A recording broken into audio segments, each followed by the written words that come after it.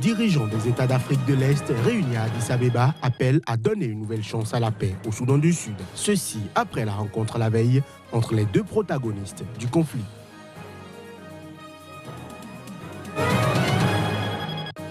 Au Gabon, la nature n'hésite pas à reprendre ses droits à Libreville en raison de l'urbanisation anarchique qui menace les milieux naturels fragiles qui entourent la capitale gabonaise. Plus de précisions à suivre dans ce journal.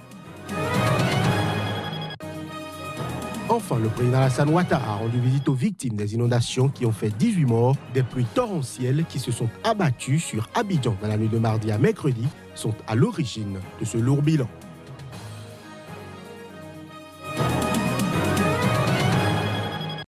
Voilà pour le sommaire de cette édition. Bienvenue, bonsoir. Les dirigeants des États d'Afrique de l'Est réunis à Addis Abeba appellent à donner une nouvelle chance à la paix au Soudan du Sud qui semble toutefois encore lointaine, et ce, malgré la rencontre très attendue la veille entre les deux principaux protagonistes du conflit. Images et son. Le président sud-soudanais Salva Kiir et le rebelle Riek Machar se sont entretenus mercredi soir pour la première fois en 2 ans à l'invitation du Premier ministre éthiopien Abiy Ahmed qui préside l'autorité intergouvernementale pour le développement IGAD, organisation régionale qui œuvre depuis de longs mois à réactiver le processus de paix. Machar a qualifié la rencontre de cordiale selon un communiqué de son mouvement, le SPLM-IO, alors que des images de la rencontre montrent Kiir, Machar et Abiy enlacés maladroitement dans une accolade à 3, affichant de larges sourires. Jeudi, les chefs d'État des pays membres de l'IGAD,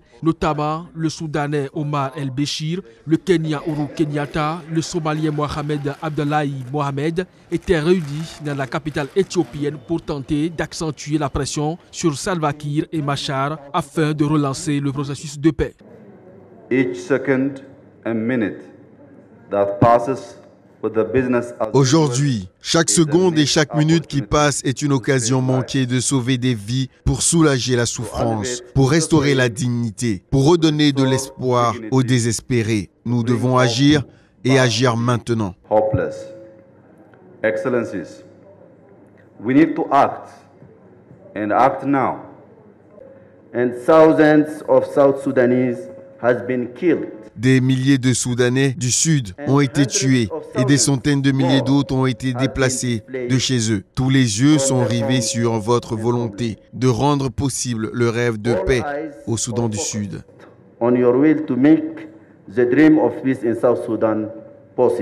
La dernière rencontre entre Kiir et Machar avait eu lieu en juillet 2016, quelques heures avant que n'éclatent dans la capitale Djouba d'intenses combats entre leurs forces. Ces affrontements avaient forcé le chef rebelle à fuir en Afrique du Sud via la République démocratique du Congo et avaient signifié l'échec d'un accord de paix conclu en août 2015 ayant permis à Machar d'être réinstallé au poste de vice-président.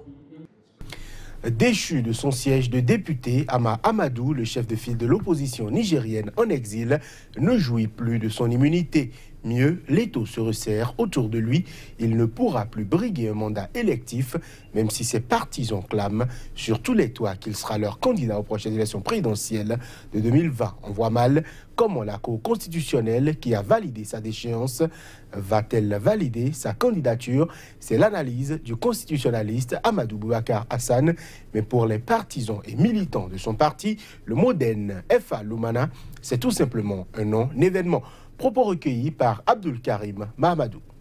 Je crois qu'on a eu maintes fois l'occasion de le rappeler dès l'instant où la condamnation d'un an ferme dont a fait l'objet M. Mahamadou avec les autres prévenus dans l'affaire de bébés importés et conformément à l'article 8 du Code électoral où il ne peut pas être éligible. À partir de cet instant, il est très clair que M. Mahamadou, au regard de la condamnation définitive, il ne peut plus prétendre à être légalement candidat aux élections présidentielles de 2021. Si bien que sur le plan politique, sa formation politique a déjà annoncé qu'il sera leur candidat, l'unique candidat d'ailleurs de leur parti à l'investiture pour les élections présidentielles. Bon, ça c'est une déclaration politique. L'autre chose, c'est de pouvoir justement valider sa candidature par la juridiction compétente, notamment la Cour constitutionnelle, qui d'ailleurs a rendu cet arrêt qui le déchoit et qui constate la déchéance, j'allais dire, de son statut de député. Donc je pense qu'il est très clair que sur le plan légal, aujourd'hui, au regard de la situation actuelle, M. Hama Amadou ne peut pas être candidat aux élections présidentielles de 2021. Il s'est agi d'un non-événement pour notre parti, dans la mesure où nous l'avons déjà dit, depuis le 22 novembre 2013, le pouvoir de Issoufou Mahamadou s'est engagé dans un processus politicien dont le but ultime était l'élimination politique de Hama Amadou.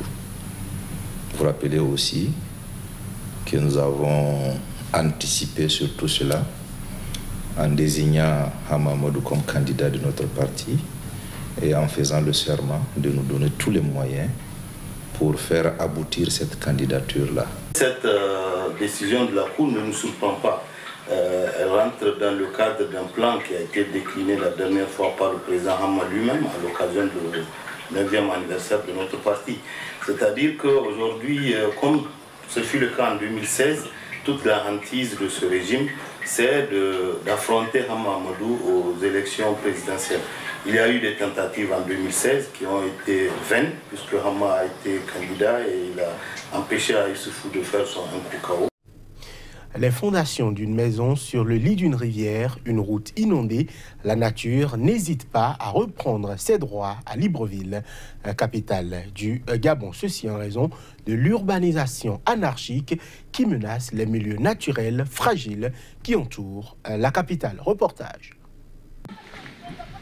Ce terrain récemment défriché de sa mangrove est désormais inondable et en principe non constructible.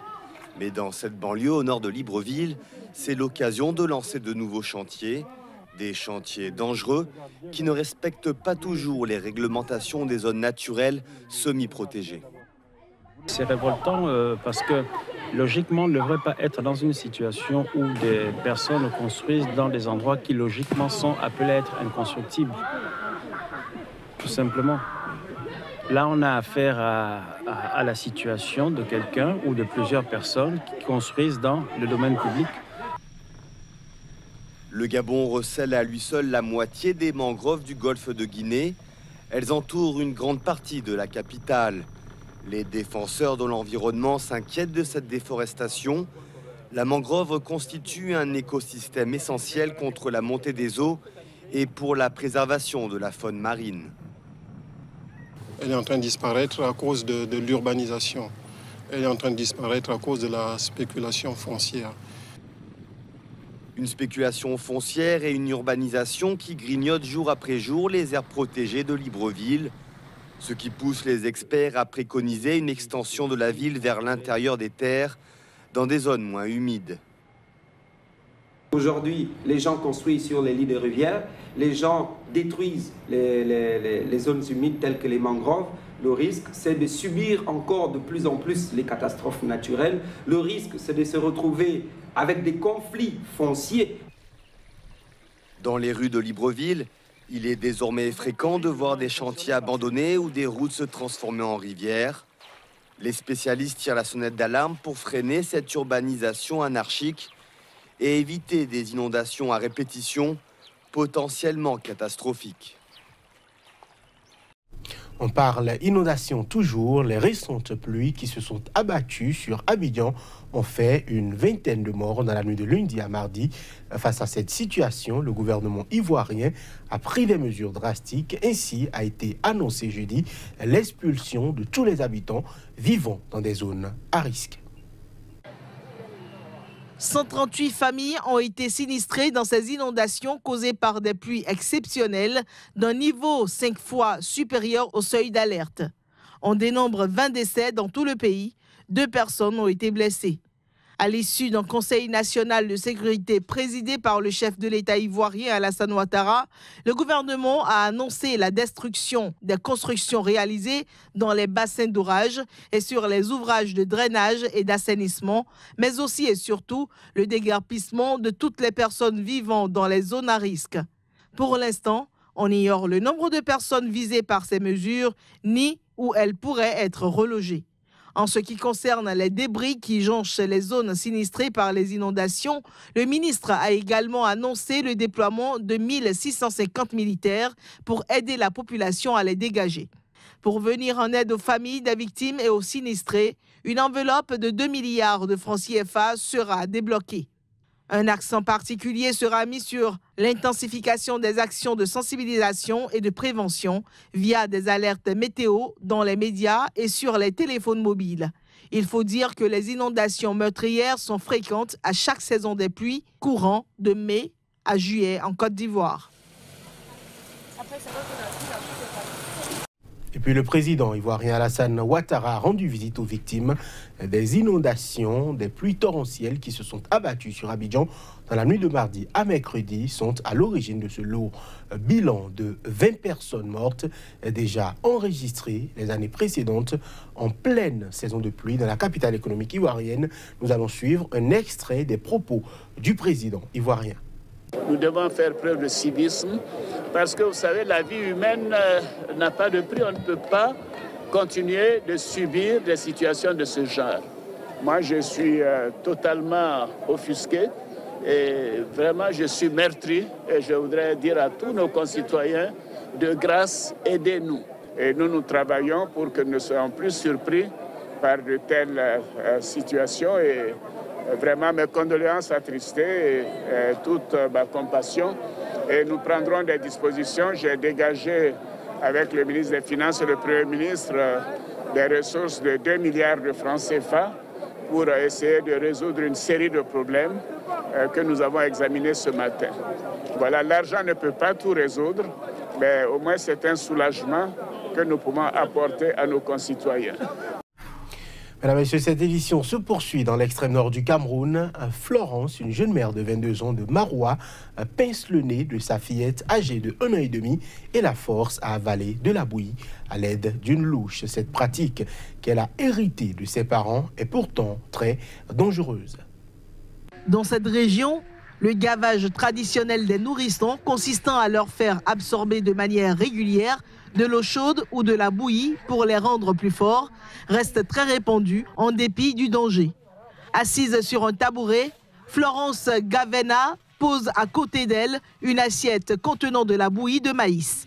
Elle déshabille alors sa petite fille, l'asperge d'un peu d'eau et la fait asseoir sur ses pieds, dos contre ses jambes et tête coincée entre ses genoux. C'est ma grand-mère qui m'avait conseillé de le faire comme ça parce que elle a dit que si elle boit de cette manière-là, ça serait un peu mieux. Mais donc moi aussi j'ai appris, j'ai regardé chez elle jusqu'à ce que j'ai appris. La jeune maman rhabille sa fille après l'avoir nettoyée. Les enfants sont généralement gavés à partir de 3 mois et jusqu'à 2 ans dans certains cas. Ici, les femmes trouvent cela tout à fait normal. Ils trouvent que c'est la meilleure façon même de nourrir un enfant. Elles ne connaissent pas les conséquences et l'enfant, vous verrez tout de suite après, qui est très content, qui est rattaché à sa mère, qui n'a aucun problème. Et même ces femmes vous diront que la façon dont on nourrissait les enfants à travers le gavage, c'est ça qui les empêche même d'avoir toutes les maladies qu'on a aujourd'hui, qu'on rencontre aujourd'hui. Souraya Aman, pédiatre à l'hôpital régional de Maroua, a un tout autre avis. D'un point de vue médical, les gavages traditionnels peuvent être dangereux, dans ce sens qu'ils peuvent entraîner une inhalation dont le bébé peut présenter des fausses routes et cela peut se compliquer avec un arrêt cardio-respiratoire. Le bébé peut être asphyxié et parfois ça peut entraîner le décès du bébé. Certains déplorent qu'aucun des programmes de nutrition infantile menés dans le nord du Cameroun ne propose éventuellement aux mamans des solutions de rechange pour la bonne alimentation du bébé sans lui faire courir de risques. Et ce sera tout pour cette édition. Merci de l'avoir suivi.